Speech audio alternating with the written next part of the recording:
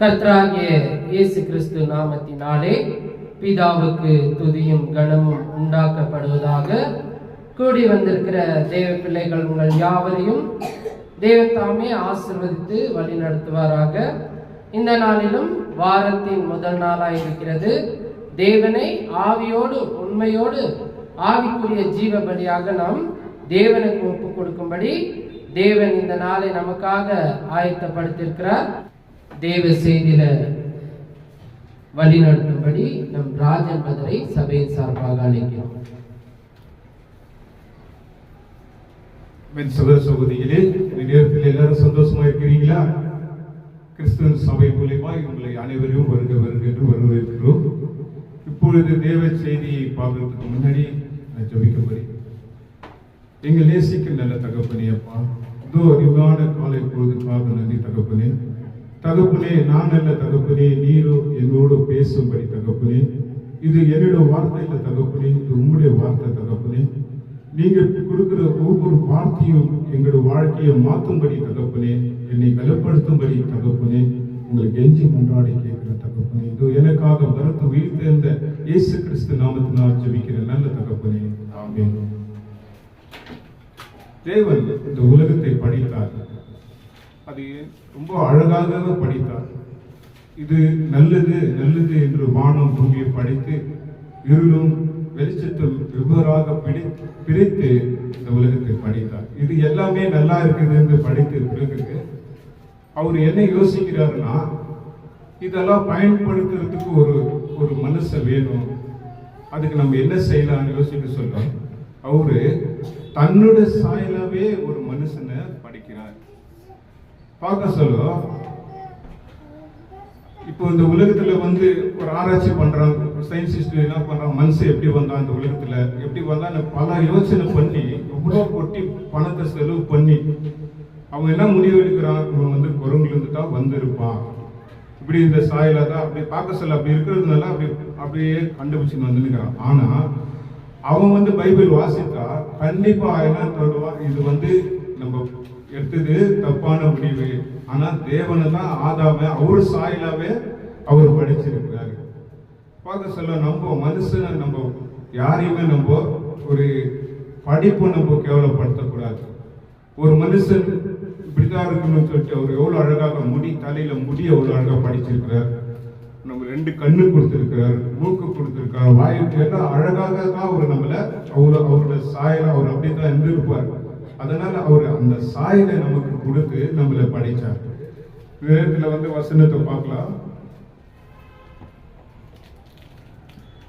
ஆதியாகமம் 1ஆம் அதிகாரம் 26வது வசனம் படிக்கலாம். பின்பு தேவன் தமது சாயலாகவே தமது ரூபத்தின்படியும் மனுஷனை உண்டாக்கவும் அவர்கள் சமுத்திரத்தின் மச்சைகளையும் ஆகாயத்து பறவைகளையும் மிருக ஜீவனங்களையும் பூமியில் உள்ள உருவாகின சகல பிராணிகளையும் ஆளக்கடுவார்கள் என்று கண்டார். பாருங்க, அவர் மனுஷனை சிரிக்க போது முன்னாடியே அவர் என்ன பண்றாருன்னா, இந்த எல்லாத்தையும் இந்த உலகத்தில் இருக்கிறது எல்லாத்தையும் மனுஷன் ஆளணும்னு சொல்லிட்டு அவரே கட்டளை கொடுக்கிறார். யாருக்கு? ஆதாமு இது உண்டாகிறதுக்கு முன்னாடியே அவரு எல்லாமே தீர்மானம் பண்ணியிருக்கிறார். வசனம் பார்க்கலாம். ஆதியாகமம் 3ஆம் அதிகாரம் 1லிருந்து படிக்குவோம். தேவனாகிய கர்த்தர் உண்டாக்கின சகல காட்டு ஜீவன்களை பார்க்கிலும் சர்வமானது தந்திரமாயிருந்தது. அதை ஸ்திரியை நோக்கி, நீங்கள் தோட்டத்தில் உள்ள சகல விருட்சங்களையும் கனிகளையும் புசிக்க வேண்டும் என்று தேவன் சொன்னதை உண்டா என்றது. ஸ்திரீ சர்வத்தை பார்த்து, நாங்கள் தோட்டத்தில் உள்ள விருட்சங்களை கனிகளையும் புசிக்கலாமா? ஆனால் தோட்டத்தில் நடுவில் இருக்கிற விருட்சத்தின் கனியை குறித்து தேவன், நீங்கள் சாகாதபடி அதை புசிக்கும் அதை தொடவும் வேண்டாம் என்று சொன்னார் என்றார். அப்பொழுது சர்ப்பம் ஸ்திரியை நோக்கி, நீங்கள் சாகவே சாவதில்லை, நீங்கள் இதை புசிக்கும் நாளிலே உங்கள் கண்கள் திறக்கப்படும் என்று நீங்கள் நன்மை தீமை அறிய தேவர்களைப் போல் இருப்பீர்கள் என்று தேவன் அறிவித்தார் என்றார். அப்பொழுது ஸ்திரீ அந்த விருட்சம் புசிக்கும் நல்லது, பார்வைக்கு இன்பமாய் புத்தி தெளிதமாய் இருக்கிறது, இச்சிக்கப்பட்டார் விருட்சம் இருக்கிறது என்று கண்டு அது கனியை பறித்து புசித்து தன் புருஷனுக்கும் கொடுத்தார். அவன் புசித்தான். தேவன் சொல்றாரு, இந்த கனி நீங்க அப்போ படைத்த பிறகா தேவன் சொல்றாரு, இந்த கனியில எல்லா கனியும் கொடுத்திருக்கிறாரு, சன்றில் இருக்கிற ஒரு கனியை மட்டும் நீங்க புசிக்க கூடாது, இது புசித்தா நீங்க சாகவே சாவீர்கள் என்று சொல்றாரு. ஆனா இந்த சாத்தான் என்ன பண்றோம்னா, சர்ப்பமானது என்ன பண்ணுதுன்னா, நீங்க இந்த புசிக்க நாளிலே நீங்க உங்க கண்கள் திறக்கப்படும், நீங்க தேவர்களை போல இருப்பீர்கள் அப்படின்னு சொல்லி அந்த ஏவாளை அவன் வஞ்சிக்கிறான். அப்போ அந்த ஏவாளை யோசனை பண்ணி, என்ன ஆண்டவர் இப்படி சொல்றாரு, ஆனா இவர் நம்மள இப்படி சொல்றாரு, சரி சாப்பிட்டு பார்க்கலாம் அப்படின்னு சொல்லிட்டு அதை பறித்து சாப்பிட்டு தன் புருஷனுக்கும் கொடுக்குறான். கொடுத்த பிறகு என்ன ஆகுதுன்னு பார்க்கலாம். யாருன்னா அது படிக்கிறீங்களா? எவ்வளவு வசனம்? 6 படி. அப்பொழுது ஸ்திரீயானவள் அந்த விருட்சம் புசிக்க நல்லதும் பார்வைக்கு இன்பமும் புத்தியை தெளிவிக்கிறதுக்கு இச்சிக்கப்படத்தக்க விருட்சமுமாய் இருக்கிறது என்று கண்டு அதன் கனியை பறித்து புசித்து தன் புருஷனுக்கும் கொடுத்தாள். அவனும் புசித்தான். அப்பொழுது அவர்கள் இருவருடைய கண்களும் திறக்கப்பட்டது, அவர்கள் தாங்கள் நிர்வாணிகள் என்று அறிந்து அத்தி இலைகளை தேய்த்து தங்களுக்கு அரை கச்சைகளை உண்டு பண்ணினார்கள். பகலில் குளிர்ச்சியான வேளையில் தோட்டத்தில் உலாவுகிற தேவனாகிய கர்த்தருடைய சத்தத்தை அவர்கள் கேட்டார்கள். அப்பொழுது ஆதாம் அவன் மனைவியையும் தேவனாகிய கர்த்தருடைய சந்நிதிக்கு விலகி தோட்டத்தின் விருட்சங்களுக்குள்ளே ஒளித்து கொண்டார்கள். அப்பொழுது தேவனாகிய கர்த்தர் ஆதாமை கூப்பிட்டு, நீ எங்கே இருக்கிறாய் என்றார். அதற்கு அவன், நான் தேவருடைய சத்தத்தை தோட்டத்திலே கேட்டு நான் நிர்வாணியாய் இருப்பதினாலே பயந்து ஒளித்துக் கொண்டேன் என்றான். இந்த கனியை புசிக்க சொல்ல அவங்களோட வாழ்க்கை என்ன கொஞ்சம் யோசித்து பாருங்க. அவன் அந்த கண்ணியை புசித்த பிறகு அவன் கண்ணு மனக்கண்ணு, அதுக்கு முன்னாடி அவன் மனசுக்குள்ள ஒன்றும் இல்லாத பரிசுத்தமாக தான் இருந்தான். அவன் அந்த கனியை புசித்த பிறகு அவன் நிர்வாணமா இருக்கிறத உணர்றான். அது வரைக்கும் அவனுக்கு தெரியல, நம்ம நிர்வாணின்றது அவனுக்கு தெரியல. அதை புசித்த பிறகுதான் அவனுக்கு உணர்றான், ஐயோ நம்ம நிர்வாணமா இருக்கிறோம்பா, இந்த பழத்தை சாப்பிட்டவருக்கு தான் நம்ம இப்படி ஆயிட்டுமே, கடவுள் வார்த்தைக்கு நம்ம கீழ்ப்படியிலையே அப்படின்னு சொல்லிட்டு அந்த நிர்வாணத்தை மறைக்கிறதுக்கு அவங்க என்ன பண்றான், இப்படி அத்தி இலையத்தை பிடிச்சி கட்டிட்டு அவன் ஒளிந்து கொள்கிறான் மரத்து முன்ன பின்னாடி. அப்போ தேவன் ஆதாம் ஆதாம் என்று கூப்பிடுறாரு. கூப்பிட்ட பிறகா, தேவனே நாங்கள் நிர்வாணியா இருக்கிறோம் அப்படின்னு சொல்றாரு. அப்போ தேவன் என்ன சொல்றாருன்னா, உன்னை நிர்வாணி என்று உன்னை யார் சொன்னது அப்படின்னு சொல்றாரு. அவன் பார்க்குறோம் நம்ம வாழ்க்கையில கூட அங்க அந்த பாவத்தை செஞ்ச பிறகுதான் அவங்களுக்கு அந்த தப்புன்னு உணர்றாங்க. இன்னைக்கு நம்ம பார்க்க சொல்ல நம்ம இடத்துல ஒரு மொபைல் இருக்கு. அந்த மொபைல் நம்ம திறக்க சொல்ல அதுல நல்ல விஷயம் இருக்குது, அதுல கெட்ட விஷயமும் இருக்குது. இன்னைக்கு உலகம் கெட்டு போயிருக்கிறது காரணம் என்னன்னா இந்த மொபைல் காரணம் தான். மொபைல்னா அந்த மனசுக்குள்ள நம்ம வருது, அதை எப்படியாவது நம்ம பார்க்கணும்ட்டு இன்னைக்கு குடும்பம் எவ்வளவு குடும்பம் கெட்டு போயிருக்குது. பார்க்க சொல்ல நியூஸ்ல பார்க்க சொல்ல அந்த மொபைல் மூலியமா எவ்வளோ பேருக்கு தப்பான கனெக்ட் வருது, குடும்பம் கெட்டு போகுது, பிள்ளைங்க தனிமரமா வர்றாங்க, 2 கணவன் மனைவி தனிமா போறாங்க. காரணம் என்னன்னா இந்த மொபைல். அதுல இருக்கிற தப்பான இதுவை பார்த்து அநேக ஜனங்களுக்கு பாவத்துல விடுற அளவுக்கு போறாங்க. காரணம் என்னன்னா, அந்த நம்முடைய இருதயம் கெட்டு போகுது. அந்த வார்த்தைக்கு நம்ம கீழ்ப்படியில, தேவனுடைய சொன்ன வார்த்தைக்கு நம்ம கீழ்ப்படியாத ஒரு நாளும் அந்த டைமுக்கு நம்ம வேதத்தை வாசிக்கலாம், ஜெபம் பண்ணலாம், குடும்பத்துல உட்காந்து பேசலாம், கணவன் மனைவி உட்காந்து பேசலாம், பிள்ளைகளை பேசலாம். இன்னைக்கு பார்க்க சொல்ல எல்லாரும் அவங்கவுங்க வாழ்க்கையை தனிமாரமா வாழ்ந்துருக்கிறாங்க. அவங்களுக்கு யாரு தோணுன்னா இது மொபைல் தான் தோண, சாப்பிட மாட்டேங்கிறாங்க. எங்க காரணம் என்னன்னா, அந்த போனுக்கு அடிமையா இருக்கிறாங்க. இன்னைக்கு நம்மளோட வாழ்க்கை கூட அப்படித்தான் இருக்கு சகோதர சகோதரிகளே. ஒவ்வொரு நாளும் நம்ம தேவனுக்கு டைம் கொடுத்தோம்னா நம்மளோட வாழ்க்கை என்ன மாதிரி உற்சாகமாகவும் சந்தோஷமாகவும் இருப்போம். குடும்பத்தோட ஒரு அன்பு ஐக்கியமா இருக்குவோம். காரணம் நம்ம தேவனுக்கு நம்ம டைம் கொடுக்கறது இல்லை. ஆதாம் ஏவாள் அந்த வார்த்தைக்கு கீழ்ப்படியாதுனால அவங்க அந்த ஏதேன் தோட்டத்திலிருந்து வெளியே போனாங்க. காரணம் என்னன்னா, அவங்க தேவனுக்கு கீழ்ப்படிய அந்த தோட்டத்துல அழகான பழங்க பறிச்சு சாப்பிட்டு அவங்க வாழ்க்கை சந்தோஷமா வாழ்க்கை வாழ்ந்து போயிருப்பாங்க. ஆனா அந்த சாத்தானுக்கு அவங்க கீழ்ப்படிச்சிட்டாங்க. கீழ்ப்படிஞ்சனால அந்த தோட்டத்துக்கு வெளியே போனாங்க. அது மாதிரி தான் நம்மளோட வாழ்க்கையும் கிறிஸ்தவ வாழ்க்கையும்.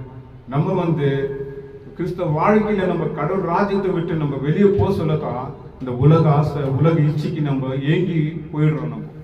ஆனா கிறிஸ்தவ வாழ்க்கை நீங்க எவ்வளவு பேர் விட்டுட்டு வெளியே போற காரணம் என்னன்னா, தன் செய்யற பாவத்துக்கு அடிமையாகிறாங்க. கடவுள்கிட்ட வராத அளவுக்கு அந்த பாவம் உங்களை தடுக்கும். குடி போதைக்கு அடிமையாயிரும், உபச்சாரத்துக்கும் அசுத்தத்துக்கும் பொருள் ஆசைக்கும் இன்னைக்கு மனுஷன் பின்னாடி சுத்தி நிற்கிறான். காரணம் என்னன்னா, அவனுக்குள்ள அந்த ஆசை அந்த இச்சை. பாருங்க, உங்களோட வாழ்க்கை மாறணும்னா கடவுள்கிட்ட நீங்க வரணும். ஒவ்வொரு நாளும் வந்து அவரை ஒவ்வொரு நாளும் நீங்க தொழுது கொண்டு உங்களோட வாழ்க்கை உற்சாகமாக மாறுவேன். ஆதியாகமம் 6ஆம் அதிகாரம் 6ஆம் வசனம் படிக்கலாங்க. ஆதியாகமம் 6ஆம் அதிகாரம் 6ஆம் வசனம். தாம் பூமியின் மேல் மனுஷனை உண்டாக்கினதற்காக கர்த்தர் மனஸ்தாபப்பட்டார். அது அவர் இருதயத்துக்கு விசனமாய் இருந்தது. அப்பொழுது கர்த்தர், நான் சிருஷ்டித்த மனுஷனை பூமியின் மேல் வைக்காமல் மனுஷன் முதல் கொண்டு மிருகங்களும் ஊரும் பிராணிகளும் ஆகாயத்து பறவைகளும் பரியாந்தமும் உண்டாக்கி இருக்கிற. இப்போ தேவன் எல்லாத்தையும் ஆதாம் எவ்வளவு படிச்சுட்டாரு. படிச்சுட்டு பிறகு உள்ள ஜனங்க ரொம்ப பெருகிட்டாங்க. அவர் என்ன ஆச்சு, பாவமும் பெருகிச்சு ரொம்ப. அப்போ அவர் என்ன நினைக்கிறாரு, ஐயோ மனுஷனை படிச்சுட்டேன், அவங்க பாரு இவ்வளவு பாவத்துல வாழ்ந்துருக்கிறாங்கன்னு சொல்லிட்டு அவரே மனஸ்தாபப்படுகிறார். ஒரு இடத்துல பாருங்க, தேவனே மனஸ்தாபப்படுகிறார். காரணம் என்னன்னா, நம்மளோட பாவம். நம்மளோட பாவத்தினால தான் நம்ம வாழ்க்கையே அழிஞ்சு போகும். அப்போதான் நோவாவை தேர்ந்தெடுக்கிறார் கடவுள். நீ ஒரு பேழையை கட்டு, இந்த ஜனங்களுக்கு சொல்ல வேண்டியதெல்லாம் நீ சொல்லு. அவங்க கேட்கலன்னா 40 நாள் மழை இந்த உலகத்தை நான் அழிப்பேன். இன்னைக்கு நம்ம பார்த்து கொண்டு இருக்கிறோம். அசாமில் நீங்க நியூஸ்ல பார்த்துருப்பீங்க, ஒரு வீடு அப்படியே மழையில நனைஞ்சு அப்படியே கவுருக்கு. எவ்வளவு பேர் இறந்து போயிருக்கிறாங்க. ஒரு மனுஷன் 2 குழந்தைய இது மேல வச்சுக்கின்னு அந்த குழந்தைய காப்பாற்ற கூட முடியாத தவிக்கிறான். இன்னைக்கு நோவா காலத்தில் ஆன மாதிரி தான் இப்பொழுது நடக்கும். இயேசு கிறிஸ்து வரும் காலத்தில் இது நடக்கணும் என்று சொல்லிக்கிறாரு. காரணம் என்னன்னா, நம்ம செய்கிற பாவம். அவருக்கு அவ்வளோ மனஸ்தாபம் வருகிறது. காரணம் நம்மளெல்லாம் தேர்ந்தெடுத்துக்கிறார். பாருங்க, அந்த உலகத்தில் எவ்வளவு பேர் இருக்காங்க. டாக்டருங்கோ, எவ்வளோ ஒரு சயின்டிஸ்டுங்கோ, விஞ்ஞானிகள், என்னென்ன ஆள் மனுஷன். ஆனா நம்மள உட்கார்ந்து இருக்கிறோங்க, நம்மள தேர்ந்தெடுத்திருக்கிறார். ஏன் காரணம் என்னன்னா, நம்ம அநேக ஜனங்களுக்கு சத்தியத்தை எடுத்து சொல்லணும், வேதத்தை எடுத்து சொல்லி அவங்களோட வாழ்க்கை நம்ம சத்தியத்துல கொண்டு வரணும். இல்லைன்னா அவங்க செத்து போயிட்டாங்கன்னு வச்சுக்கோ, நம்ம தான் அவங்களுக்கு கணக்கு கொடுக்கணும். அக்க பக்கத்தில் இருக்கிறவங்க கூட எவ்வளவு பேர் பாவத்தில் அழுது நிற்பாங்க, வீட்டில் கண்ணீரிட்டு இருப்பாங்க. நம்ம அநேக ஜனங்களுக்கு சத்தியத்தை எடுத்து சொல்லணும். ஒவ்வொரு நாளும் அட்லீஸ்ட் ஒரு 2 வார்த்தை அவங்களுக்கு சொல்லணும். இயேசு கிறிஸ்து உங்களுக்கு தான் மறுத்தாரு, இந்த உலகத்துல உங்களோட பாவத்துக்கு தான் மறுத்தாரு அப்படி சொல்ல ஆமாவா அப்படின்னு சொல்லிட்டு அவங்க உணர்வாங்க. உணர்ந்து அவங்க வாழ்க்கை பைபிள் படிக்கணும், இல்லை போய் சபையில போயிட்டு உக்காரணும்பா அப்படின்னு அவங்களுக்கு தோண்டும். நம்ம ஒண்ணுமே சொல்லணும், அவங்களுக்கு ஒண்ணுமே தெரியாது. இன்னைக்கு இந்த உலகத்துல பார்க்க சொல்ல அந்த சத்தியம் சொல்றதுக்கு தான் தேவன் நம்மளை தேர்ந்தெடுத்திருக்கிறார். எவ்வளவு பேர் எவ்வளவு பணத்தை கொட்டுறாங்க அப்படியே, ஆனா பக்கத்துல இருக்கிற ஒரு சாப்பாடு இல்லாத தவிச்சு நிற்கிறாங்க, அவங்களுக்கு சாப்பாடு கொடுக்க மாட்டேங்கிறாங்க. ஏன் காரணம்னா அவங்களுக்கு தெரியல இப்படி மனுஷன் வாழ்ந்து நிற்கிறாங்க. அதை பார்த்துட்டு கூட ஒரு ஆள் சொல்றான், பாரு உயிரோடு இருக்கிறத விட்டுட்டு உயிர் இல்லாததுக்கு போயிட்டு சாப்பாடு வச்சு நிற்கிறாங்க. காரணம் என்னன்னா அவங்களுக்கு சத்தியம் தெரியல. அவங்க இன்னும் வேதத்தை அறியாது இருக்கிறார்கள். உலக பாவத்துக்கு தாம் இயேசு கிறிஸ்து இந்த உலகத்துக்கு வந்தார். பிதாவானவர் இந்த இயேசு கிறிஸ்து இந்த உலகத்துக்கு அனுப்பினார். அவர் நம்ம செஞ்ச பாவத்தினால தான் அவரு அவ்வளோ கஷ்டப்பட்டார். அவர் கஷ்டப்படணும் தேவையில்லை. காரணம் என்னன்னா நம்ம செஞ்சுக்கிற பாவத்தினால மனுஷன் அழிஞ்சு செத்துட்டு போயிடக்கூடாது, நரகத்துக்கு போயிடக்கூடாது அவன் சொல்லிட்டு தான் பிதாவானவரை இயேசு கிறிஸ்து இந்த உலகத்துக்கு அனுப்பினார். அதே போலதான் ஆதியாகமம் 12ஆம் அதிகாரத்துல பார்க்குவோம், 1 பார்க்குவோம். கர்த்தர் ஆபிரகாமை நோக்கி, நீ உன் தேசத்தையும் உன் இனத்தையும் உன் தகப்பனுடைய வீட்டையும் விட்டு புறப்பட்டு நான் உனக்கு காண்பிக்கும் தேசத்துக்கு போ. நான் உன்னை பெரிய ஜாதியாக்கி உன்னை ஆசீர்வதித்து உன் பேரை பெருமைப்படுத்துவேன். நீ ஆசீர்வாதமாய் இருப்பாய். உன்னை ஆசீர்வதிக்கிறவர்களே ஆசீர்வதிப்பேன், உன்னை சபிக்கிறவனை சபிப்பேன். பூமியுள்ள வம்சங்கள் எல்லாம் உனக்கு ஆசீர்வதிக்கப்படும் என்றார். கர்த்தர் ஆபிரகாமுக்கு சொன்னபடியே அவன் புறப்பட்டு போனான். லோத்து அவனோடு கூட போனான். ஆபிரகாம் ஆரானை விட்டு புறப்பட்ட போது 75 வயதுள்ளவனாய் இருந்தான். ஆபிரகாமை தேர்ந்தெடுக்கிறார். ஏன் தேர்ந்தெடுக்கிறார்னா, இயேசு கிறிஸ்து அவரோட வம்சத்தில் தான் வரணும்னு சொல்லிட்டு அவரை தேர்ந்தெடுக்கிறார். அதுக்கு அவர் என்ன சொல்றாருன்னா, உன் வீட்டையும் உன் இனத்தையும் உன் குடும்பத்தையும் எல்லாம் விட்டுட்டு நான் காமிக்கும் தேசத்துக்கு போ அப்படின்னு சொல்றார். ஆனா அவர் எந்த ஒரு சாக்கு சொன்னாருங்களா? எந்த ஒரு சாக்க சொல்லல. அவர் என்ன பண்றாரு, மூட்டை முடிச்சு எல்லாம் கட்டிக்கின்னு அவர் சொல்ற தேசத்துக்கு போயிருக்கிறாரு. இன்னைக்கு நம்மளோட வாழ்க்கை அப்படி இருக்கிறோமா? நம்ம வாங்க சபைக்கு கூப்பிட்டு பாக்குறோம், ஆனா வரமாட்டேங்கிறாங்க சில பேரு தான். ஆனா ஒரு அவர் நீங்க கடவுளுக்கு கொடுத்து பாருங்க, கடவுள் உங்களை என்ன மாதிரி ஆசீர்வதிக்கிறார் பாருங்க. கண்டிப்பாக நம்ம வாழ்க்கை ஒண்ணுமே இல்லாத கூட கர்த்தர் உங்களை உயர்த்துவார், உங்க குடும்பத்தை ஆசீர்வதிக்குவார். 1 மணி நேரமா எனக்கு கொடுத்து பாருங்க, ஒரு பாட்டு இருக்குது, நீங்க கொடுத்து பாருங்க, அப்பதான் உங்களுக்கு அந்த ஆசீர்வாதம் வரும். கொடுக்காத எப்படிங்க ஆசீர்வாதம் வரும்? எவ்வளோ டைம் வேஸ்ட் பண்றோம், மொபைல் பார்க்குறோம், மணிக்கணக்கில் மொபைல் பார்க்குறோம், சினிமா பார்க்குறோம், டிவி பார்க்குறோம். இதுக்கெல்லாம் நம்மளுக்கு போகிறதுக்கு டைம் இருக்குது. ஆனால் தேவனுடைய ஆலயத்துக்கு வரத்துக்கு நம்ம ரொம்ப கஷ்டப்படுறோம். ஐயோ போனோமா அப்படின்னு சொல்லிட்டு. நீங்கள் ஆதாம் இவர் பாருங்க, ஆபிரகாமை பாருங்க, அவர் எல்லாத்தையும் விட்டுட்டு போயிருக்கிறார். ஆனால் அவருக்கு என்ன சொல்றாரு ஆசீர்வாதத்தை? உன்னை ஆசீர்வதிக்கிறவன் நான் ஆசீர்வதிப்பேன், உன் ஜாதியை பெரிய ஜாதியை ஆக்குவேன், உன்னை நான் பெருமைப்படுத்துவேன். என்ன மாதிரி ஆசீர்வாதம் பாருங்க. உன்னை சபிக்கிறவர்களை நான் சபிப்பேன்றாரு. அதோட ஆசீர்வாதம் தேவைங்களா? ஆனா அவன் கீழ்ப்படிச்சாங்க. ஆபிரகாம் கீழ்ப்படிஞ்சார், போனார். அவர் கானான் தேசத்துக்கு போனார். அவர் சொன்ன வார்த்தை கீழ்ப்படிஞ்சார். இன்னைக்கு உலகத்துல பார்க்க சொன்ன இஸ்ரவேல் ஜனங்க யாருங்க? அவருடைய வம்சாவளி தான் இஸ்ரவேல் ஜனங்க. ஈசாக்கு வம்சம் தான் இஸ்ரவேல் ஜனங்க. பாருங்க, இஸ்ரவேல் ஜனங்களுக்கு யாராலும் வசக்க முடியாதுங்க. காரணம் என்னன்னா, தேவன் அந்த தேசத்துக்கு கூட இருக்கிறாருங்க. அதை பார்த்து நம்ம கத்துக்கலாம். தேவன் நம்மோட இருக்கிறாருங்க. ஒவ்வொரு நாளும் நம்ம அவரை தேடி போனா கண்டிப்பா நம்ம.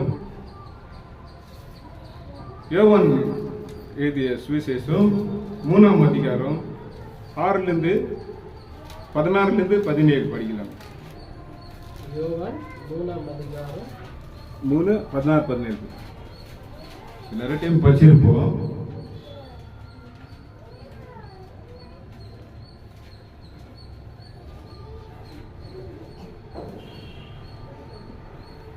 தேவன் தம்முடைய ஒரே பேரான குமாரனை விசுவாசிக்கிறவன் எவனோ அவன் கெட்டு போகாமல் நித்திய ஜீவனை அடையும்படிக்கு அவரை தந்தருளி இவ்வளவாய் உலகத்தில் அன்பு கூர்ந்தார். உலகத்தை ஆக்கினிக்குள்ளாக தீர்க்கப்படி தேவன் தம்முடைய குமாரனை உலகத்தில் அனுப்பாமல் அவராலே உலகம் ரட்சிக்கப்பட வேண்டதாக அவரை அனுப்பினார். பாருங்க, இந்த உலகத்தை வந்து அழிக்காத படிக்கு தேவன் வந்து தம்முடைய ஒரே பேர குமாரனை தேவன் தம்முடைய ஒரே பேர குமாரனை விசுவாசிக்கிறவன் எவனோ அவன் கெட்டு போவாமல் நித்திய ஜீவன் அடையும்படிக்கு அவரை தந்தரில் இவ்வளவாய் உலகத்தை அன்பு புரிந்தார். தேவன் என்ன பண்ணாரு பாருங்க, அவருடைய இந்த உலகம் வந்து பாவத்துல விழுந்து அழிஞ்சு கூடாத படிக்கு தம்முடைய ஒரே குமாரன் இந்த உலகத்துக்கு அனுப்பி அவர்களுக்கு வந்து நித்திய ஜீவன் இயேசு கிறிஸ்து மூலியமா தான் உங்களுக்கு நித்திய ஜீவன் கிடைக்கும். அதுக்காக தான் இயேசு கிறிஸ்து இந்த உலகத்துக்கு அனுப்பி நம்மள வந்து அவரை மீட்டுக் கொண்டார். பாருங்க, வசனம் 17 சொல்லுது, உலகத்தை ஆக்கினிக்குள் தீர்க்காதபடி தேவன் தம்முடைய குமாரனை உலகத்துக்கு அனுப்பாமல் அவராலே உலகம் ரட்சிக்கப்படுவதாகவே அவரை அனுப்பினார். பாருங்க, இந்த உலகத்தை வந்து ஆக்கினிக்குள் தள்ளாத படிக்கு தம்முடைய குமாரனை இந்த உலகத்துக்கு அனுப்பி உங்களை என்னைய மீட்டு எவ்வளவு பெரிய அன்பு இயேசு கிறிஸ்து மூலியமா பிதாவானவர் வெளிப்படுத்தினார். இதுதான் வழியும். அவரே சொல்றார், நானே வழியும் சத்தியும் ஜீவனமாய் இருக்கிறேன், என்னை இல்லாமல் ஒருவனும் பிதாவிடத்தில் வரான். அவர் இல்லாம நம்ம பரலோகத்துக்கு போக முடியாது. இந்த உலகத்துல எவ்வளவு வழிங்க இருக்குதுங்க, எந்த வழியும் பரலோகத்துக்கு கூட்டுன்னு போகாதுங்க.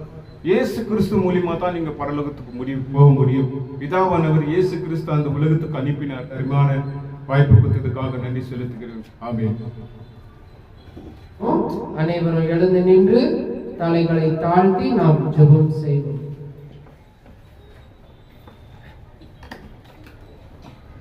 மகா கிருபையும் இரக்கமும் நீதியும் நிறைந்த பரலோகத்தின் நல்ல பிதாவே, அப்பா, இந்த நாளிலும் இதோ கிறிஸ்துவின் சபையார் ஒவ்வொருவரும் முகமுகமாக சந்திக்கும்படி முதலாவது எங்களுக்கு ஜீவ சுவாசத்தை தந்தீரே அப்பா.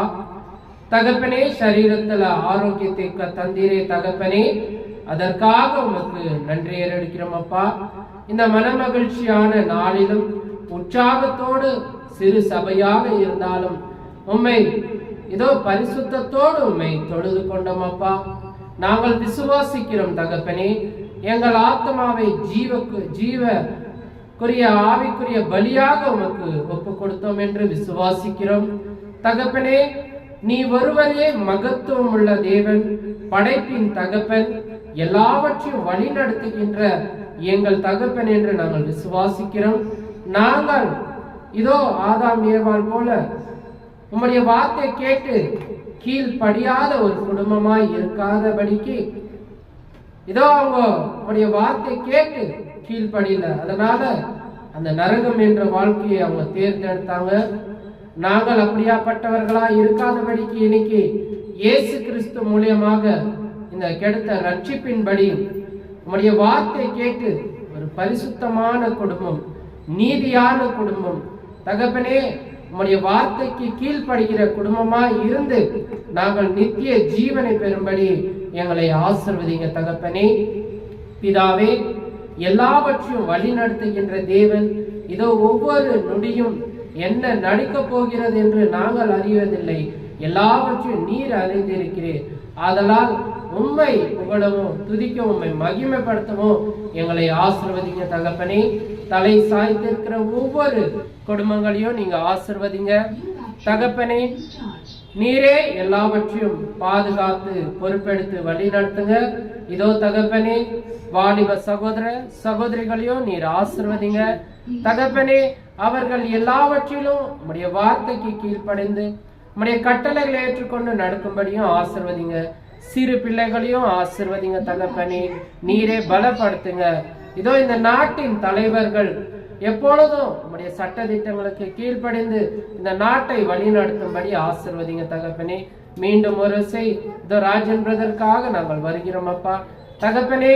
அவர் கொடுத்த இந்த சத்தியத்தை அநேகர் கேட்டு பயன்படும்படி ஆசீர்வதிங்க. அவர்கள் குடும்பத்தோடு உம்மை தொழுது கொள்ளும்படியும் இன்னும் மேலும் மேலும் அநேக இடத்தில் அவர் சுவிசேஷத்தை போதிக்கும்படியும் நீர் ஆசீர்வதிச்சு பலப்படுத்துங்கப்பா. எல்லாவற்றையும் உம்மை உயர்த்துகிறோம், எங்களை தாழ்த்துகிறோம். இயேசு கிறிஸ்து நாமத்தினாலே ஜெபிக்கிறோம் ஜீவனுள்ள நல்ல பிதாவே, ஆமென். சமாதானம். தேவனுக்கே ஸ்தோத்திரம்.